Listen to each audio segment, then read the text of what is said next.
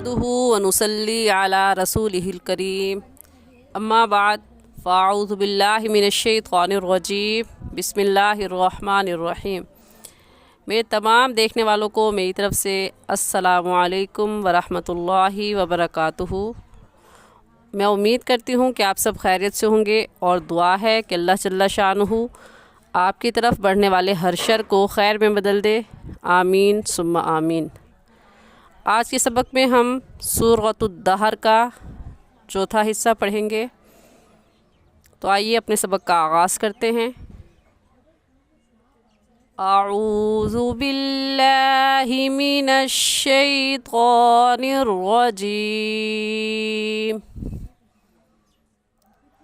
सूरतुद्दहरि मदनिय्यतुम बिस्मिल्लाहिर्रहमानिर्रहीम। मुत्तकीईन फ़ीहा अलल अराइकि ला यरौन फ़ीहा शम्सन वला ज़महरीरा।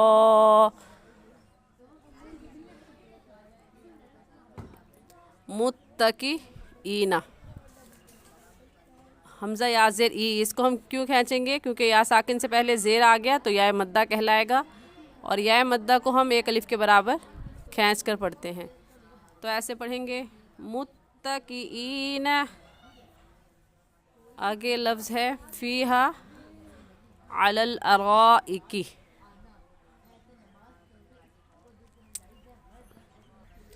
अलल अराइकी में कौन सी मद है? इस मद का नाम है मद्दे मुत्तसिल और मद्दे वाजिब, क्योंकि हरूफ़ मद्दा के बाद हमज़ा उसी कलमे में मौजूद है। इस वजह से इस मद को क्या कहेंगे? मद्दे मुत्तसिल और मद्दे वाजिब। और इस मद को हम 4 अलिफ के बराबर खींचेंगे, इससे कम या ज़्यादा नहीं खींचेंगे। और जीम अलल अराइके के सामने जीम की अलामत लिखी हुई है। जीम ये वक्फ़े जायज़ की अलामत है और इसका मतलब ये है कि यहाँ पर ठहरना बेहतर और ना ठहरना जायज़ है। तो ठहरना बेहतर है तो हम यहाँ पर वक़फ़ कर लेंगे। ऐसे कहेंगे मुत्तकीईन फ़ीहा अलल अराइक। दोबारा से सुन लें कि जीम जो है वक्फ़े जायज़ की अलामत है, यानी यहाँ पर ठहरना बेहतर है और ना ठहरना जायज़ है। तो दोनों तरह से पढ़ सकते हैं, लेकिन जो बेहतर है वो काम हम करेंगे, यानी वक़फ़ कर लेंगे। ऐसे कहेंगे अलल अराइक ला यरौन फ़ीहा शम्सन वला ज़महरीरा। ला यरौन में गा के ऊपर ज़बर है, इसलिए गा को ऊपर यानी मोटा करके पढ़ेंगे। और मोटा करने का तरीका कि आपके दोनों होंठ गोल हो जाए। ऐसे कहेंगे ला यरौना। जी वाव साकिन से पहले ज़बर आ जाए तो वाव लीन कहलाता है। और वाव लीन को हमने कैसे पढ़ना है? लीन के माना नरमी से पढ़ने के हैं, तो इस वजह से इस वाव लीन को हम नरमी से पढ़ेंगे, खींच कर नहीं पढ़ेंगे। ला यरौना, यरौ को खींच कर पढ़ना गलत होगा क्योंकि ये वाव लीन है, बल्कि नरमी से और जल्दी से पढ़ जाएंगे। ला यरौना फ़ीहा शम्सन।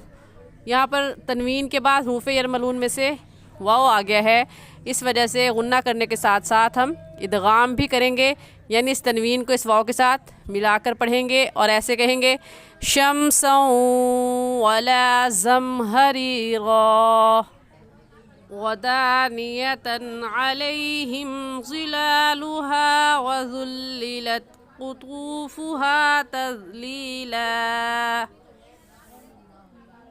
वदानियतन, इसकी तनवीन पर हम गुन्ना नहीं करेंगे क्योंकि तनवीन के बाद हरूफ़ हल्की में से आइन आ गया है, तो गुन्ना नहीं करेंगे बल्कि जल्दी से पढ़ जाएंगे। ऐसे वदानियतन अलैहिम ज़िलालुहा वज़ुल्लिलत, ज़ाल नरम हरूफ में से नरमी से पढ़ेंगे। वज़ुल्लिलत क़ुतूफ़ुहा तज़लीला।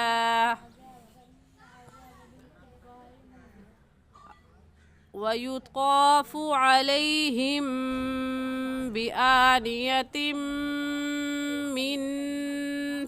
فِصْغَةٍ وَأَكْوَابٍ كَانَتْ قوارير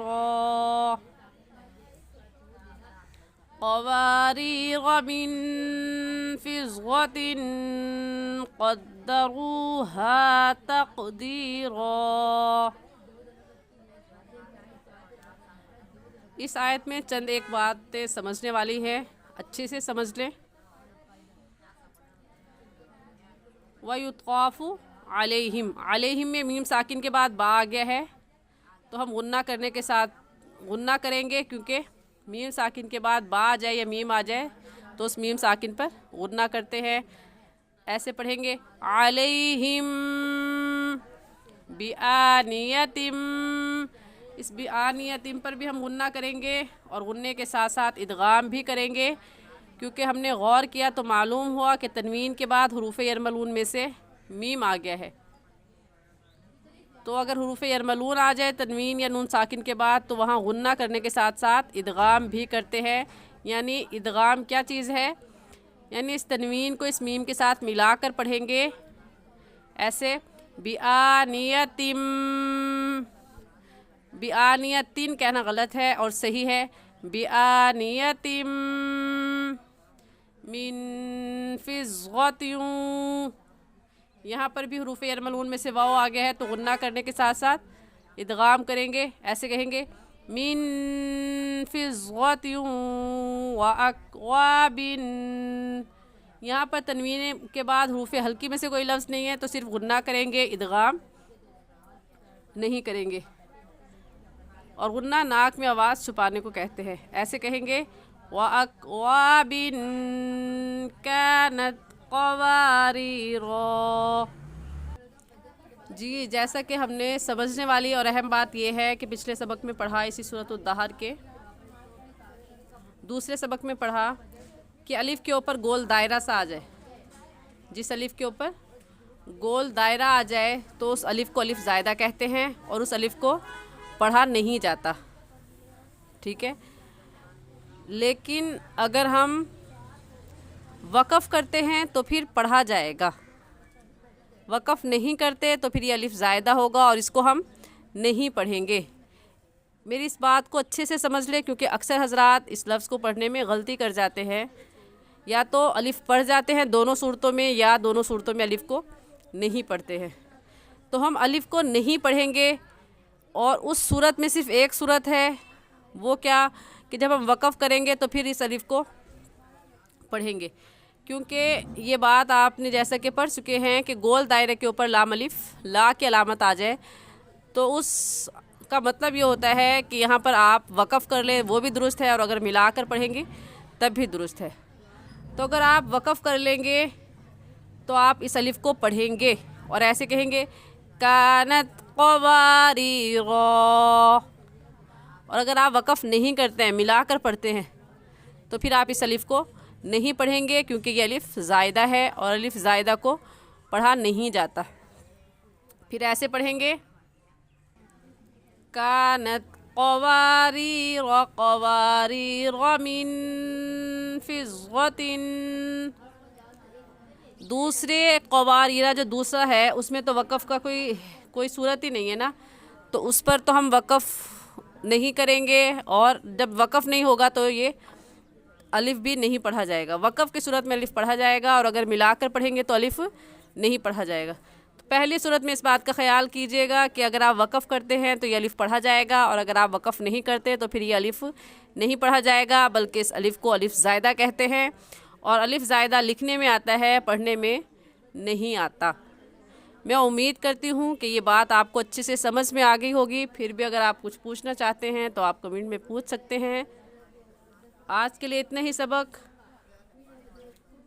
ایک بار پھر سے پڑھ لیتے ہیں۔ اعوذ باللہ من الشیطان الرجیم، بسم اللہ الرحمن الرحیم۔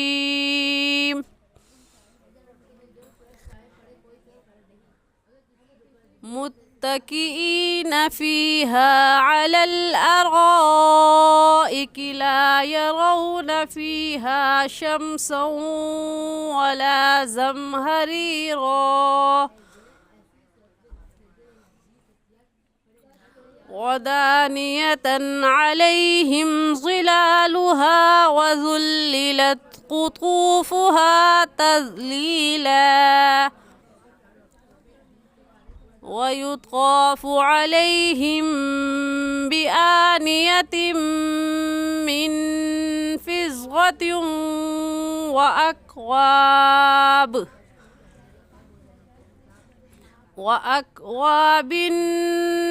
كانت قوارير من فضة قدروها تقديرا